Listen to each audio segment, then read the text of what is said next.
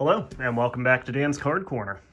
So this time we have 2 packs of vintage G.I. Joe cards. These are, I think, from 91, if I'm not mistaken. Yeah, 1991. There's an offer for a collector's album, which expired on March 31st, 1992, incidentally, while we're looking at the backs.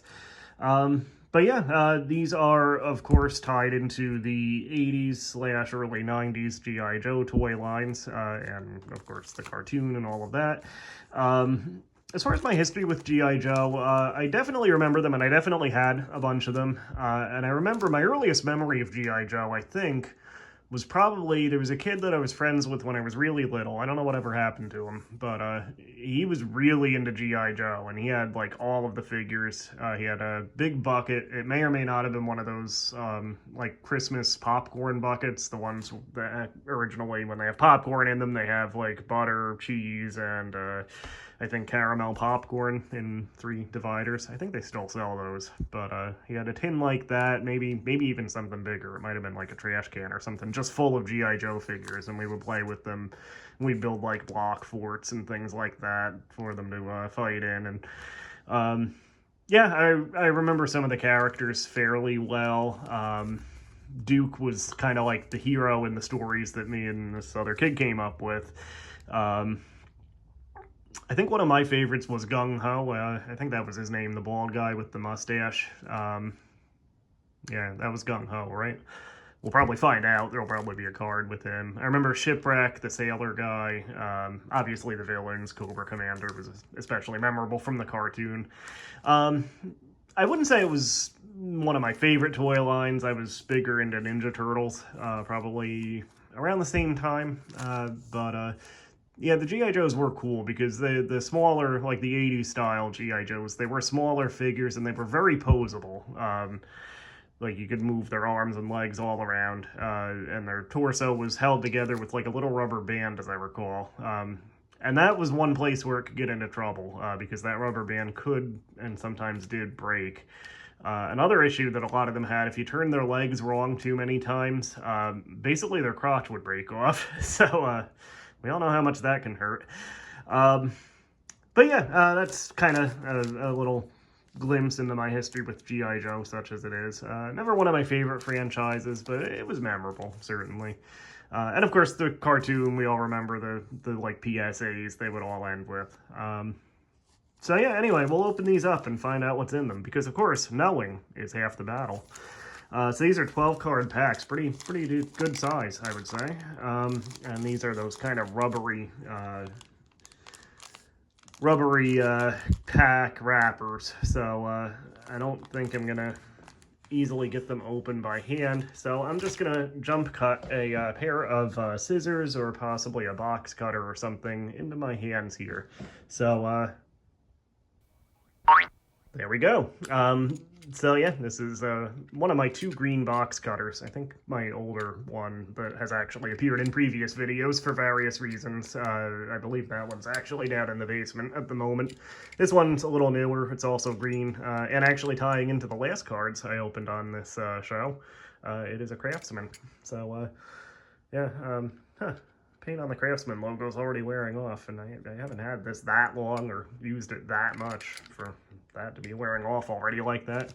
Anyway, let's get pack number 1 here open. That was a messier rip than I had anticipated. I really don't like these kind of rubbery card packs that you sometimes find, incidentally. Alright, so who do we have first? We have Rock and Roll. I remember him. These are kind of similar to the profiles for the characters that you would find on the back of the backing board of the packaging the figures came in. These are Impel, by the way. I know I said Hasbro earlier, which of course is the maker of G.I. Joe, but yeah, the cards are Impel, and they're very similar, sort of in format, I would say, to the Impel Laughs cards that I think that was the 2nd or so episode of Dan's Card Corner. The Laughs, which were basically the TGIF ABC lineup, Family Matters, Full House, etc. cards. And right around the same time, too. I think they were also 91, if I'm not mistaken. But yeah, again, similar profile. Rock and roll loves heavy metal music, whether he's wailing chords with his favorite band or blasting Cobra with an M17 grenade launcher. Two worthy fields of interest there. If it booms, he likes it.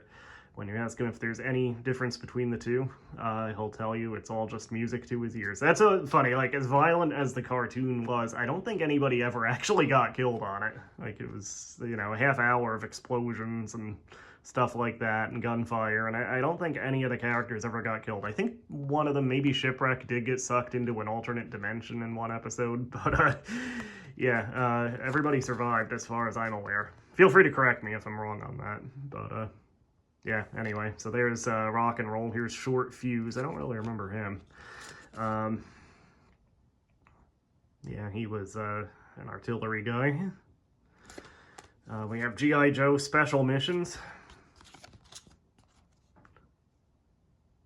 So do these tie into, oh, these tie into the comics, I guess. Appeared in issue 26. Huh.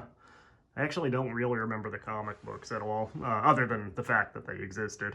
So yeah, I guess that's actually what these tie into, and presumably the artwork came from the comics as well. So 1991 recruits, we have a rookie card here for Mercer. So he actually, I don't remember him, but he apparently defected from Cobra and joined G.I. Joe. G.I. Joe Honor Roll for Crystal Ball. G.I. Joe Headquarters. That was the one play set I did have. I did have the HQ play set for G.I. Joe, which was cool. It had like a little jail cell, and the wall on the outside of it you could blow off. Like, it had a little pop mechanism that would pop the wall of the jail cell off, so you could you know, have them break out. Hydro Viper, I don't remember him. I do remember other, I had another diving guy. He was like in a yellow and blue outfit, I think. I don't remember what his name was offhand. Yeah, so this was, I guess, like the villain counterpart to whoever the blue and yellow guy was. He was on the Cobra side. Oh, here's a big character, Snake Eyes. I remember Snake Eyes well. He was like the ninja. Everybody liked him. Yeah, this might be one of the keepers of these card packs. Here's Famous Battles. The Air Battle, Sky Striker versus Rattler. And there is the Rattler. This, I believe, was a toy you could buy. I don't remember if I knew anybody that had it, but yeah, there you go. Baroness, she was the girl on the Cobra side, right? She was a fairly major character, as I recall. Here's Sci-Fi. And that's the end of pack number 1. So let's do pack number 2 here. Let's see if I can open this a little less. I completely failed at that. Oh well. These are very cheap cards nowadays anyway, so we'll just destroy it. Who cares, right? Anyway, this Famous Battles, I think, oh no, it's not the same one. This is the first battle of Pit 1. We have Rolling Thunder. I remember this as a toy, too. Yeah, the Rolling Thunder. Again, I don't remember specifically if anybody I knew had it. Probably somebody did. Roadblock, he was another kind of big guy, as I recall, on the G.I. Joe side. There's also a wrestler, Roadblock, also known as the Rochester Roadblock. He was in WCW, very low-level guy, but memorably he had a match with Lex Luger where Luger like tried 3 times to pick him up for the torture rack and finally put him in it. And the crowd went nuts when he finally got him up because he was a huge guy. But yeah, it was kind of a cool, like, I don't know if it was intentional that he dropped him the first few times, but Luger finally got Roadblock up and in the torture rack, and yeah, the crowd went nuts for that. Like, it showed that he could persevere. It showed that Luger could persevere. with a seemingly impossible task. Anyway, here's Major Altitude. There you go. Another 91 recruit. So that must have been like a line for some of the new characters that were introduced in figures in 91. Here is Air Show from the Special Missions series. Here's, I think this is Gung Ho here, this guy. This is another famous battles. The Battle of Joe Air Sea Base. And there's Shipwreck on the back. Here's Grand Slam, who could also be described as Jetpack Jimmy. At least one person who may watch this video will know that reference. That's an inside joke for me and one of my buddies. So famous battles, another famous battle. First Battle of Sierra Gordo. An honor roll for Maverick. Outback, presumably because he had to have an Australian guy in anything in late 80s, early 90s. Although I guess he's not Australian, he's from Wyoming. Go figure. Here we have Deep Six, another underwater guy. There he is without his helmet. And finally we have Zap, who was in well, obviously this Zap wasn't in, but one of the basketball players in Hoops on NES was Zap. I think was he the guy I usually used as like a guard when I did 2-on-2. Like Mr. Doc was the man in Hoops on NES, but yeah, I would pair Mr. Doc up with, I think Zap was or maybe it was Bomber was the little guy that I think the little guy was that Bomber. There was a Zap though. Anyway. I was always fond of that game, Hoops, on NES. Maybe I'll do damn plays of that at some point. I do need to do a damn plays at some point soon. So anyway, that's the end of those two packs. So yeah, we got a few of the big characters, a few new characters for the time that these cards came out as well. So yeah, fun stuff. So that's G.I. Joe from 1991. I would say the pick of the litter here probably would be...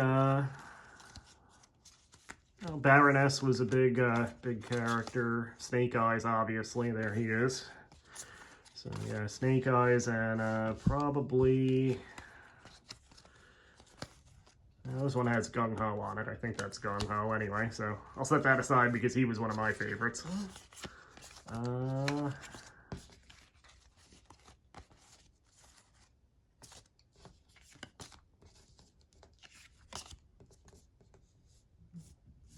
We'll throw Rock and Roll in as well. Just why not? So yeah, these will be my pick of the litter set as far as, you know, the biggest characters go. So yeah, there you go. So that's another Dan's Card Corner and the books. We'll see you again. Have a good night.